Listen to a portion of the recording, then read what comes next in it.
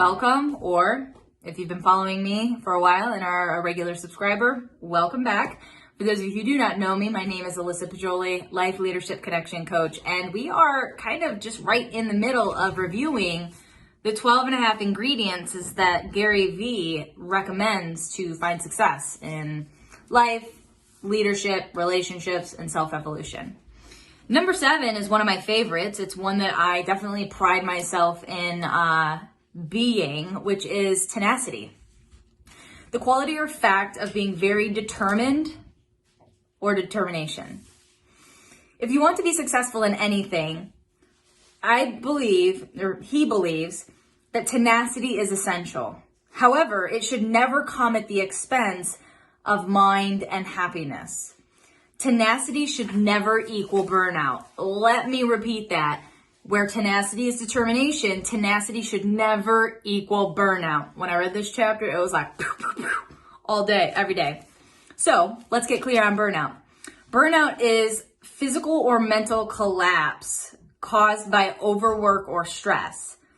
Tenacity is determination.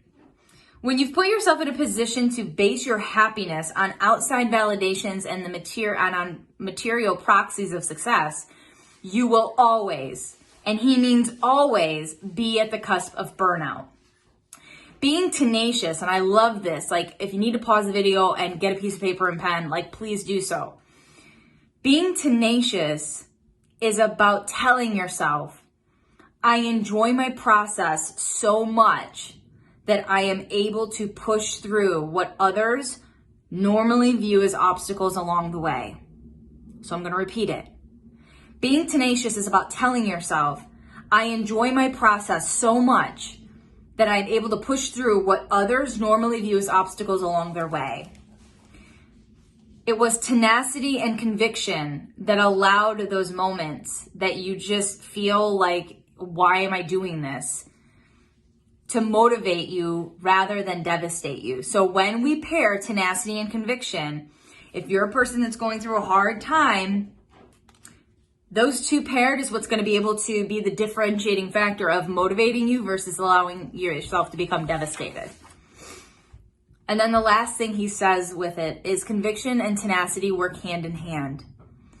When you have conviction in what you're doing, it's easier to be tenacious. Which I agree. I think that another thing I just want to do a side note of is like people who are tenacious or have a lot of tenacity can often be pegged as people who are also competitive. And there's a difference, and it's important to be able to distinguish the difference, because if you are tenacious, it really is about connecting to, bless me, excuse me.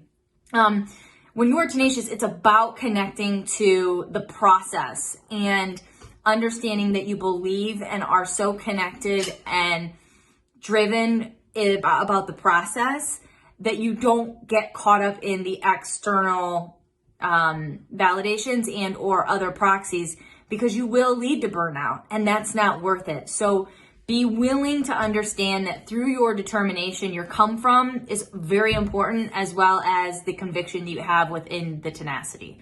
So determination exercise is really about just taking a step back. And if you are burnt out or stressed out, I want you to sit down and connect to why you're doing what you're doing. And if you have to make a list of pros and cons and then identify the pros within the cons to get really clear and bring you back to that centered space of like enjoying the process and being connected to it so that it motivates you versus devastates, overwhelms, and pulls you away, then please do that, because your time is everything. We're not guaranteed time. It never stops. It never slows down. So who you're being in the now and how you're applying your determination and your relationship with that execution will definitely impact everything you do.